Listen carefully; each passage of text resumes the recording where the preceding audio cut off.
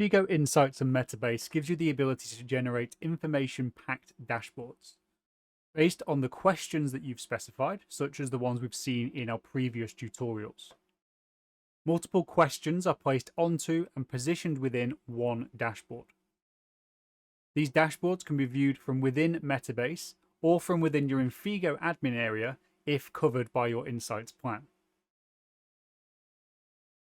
So we're going to create a dashboard from scratch here. If I just go to New up on the top right and click on Dashboard,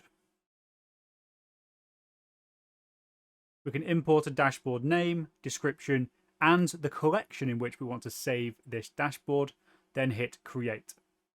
If you have the correct Insights level and wish for these dashboards to be available from within Infigo admin, then place them within the name of your particular platform, which in my case is Training Dot, and then Dashboards.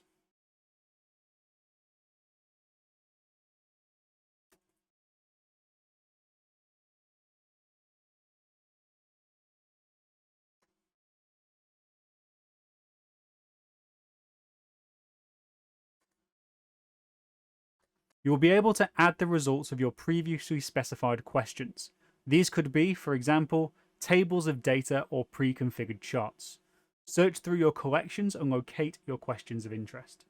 If I click on the plus icon on the top right, that allows me to add a question. And it's just a case of searching through all of our relevant collections or hitting the search icon here, and then just finding the questions we wish to add to the dashboard.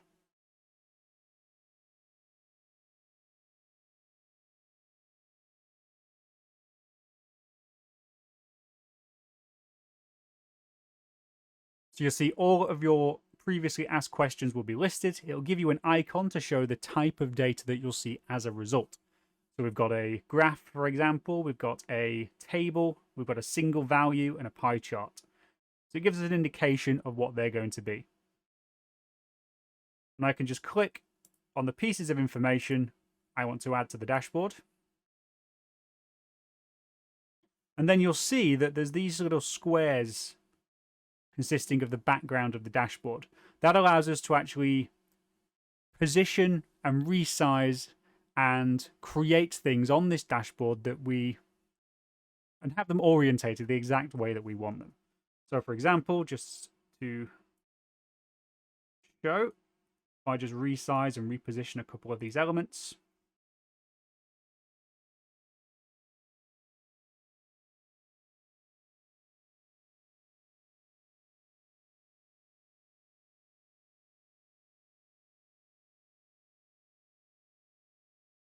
we can see how we start to get a very useful set of data all on one screen.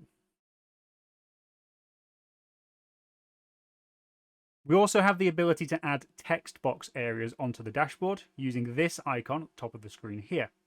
And this allows you to specify specific text where you can include things like Markdown if specifically required.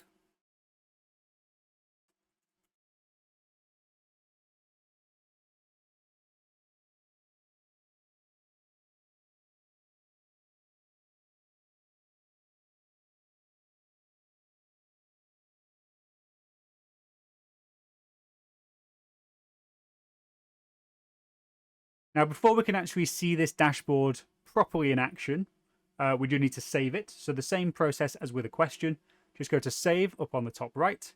If you haven't already specified where that needs to be saved, you'll need to do so. Otherwise, it will just save it to the pre-specified area. And then it takes us to this screen here, which is a slightly larger version of that dashboard. And I just want to draw your attention to a couple of the settings up on the top right of the screen. So one of them is the ability to edit the dashboard. That takes us back to the previous view. Next along, you have subscriptions. That allows you to actually send this dashboard to whatever email address you like on a regular basis. So for example, if I say I want to email it, I'll add my own email address in there as an example. We can specify how often we want this to be sent. Specify when it's going to be sent, and alternatively, we've got the ability to just send it now if we wish to do so. And that will provide us with an email version of that data.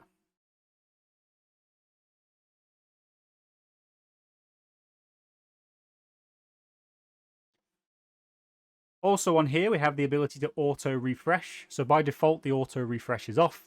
But let's say we just want to leave this dashboard in the background and keep an eye on it.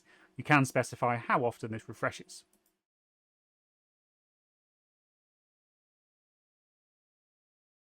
And then the icon at the end here, we do have the ability to duplicate this if you want to make modifications to a similar one. You can archive or move it. And you do have the ability to enter full screen, which is nice and simple.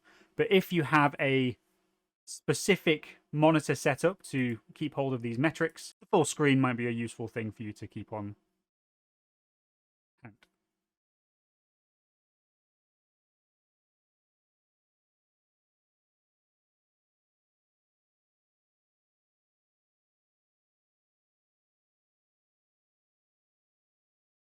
Now, if you wish to modify any of the questions on your dashboard, you can do so from within the dashboard itself and go direct to that question.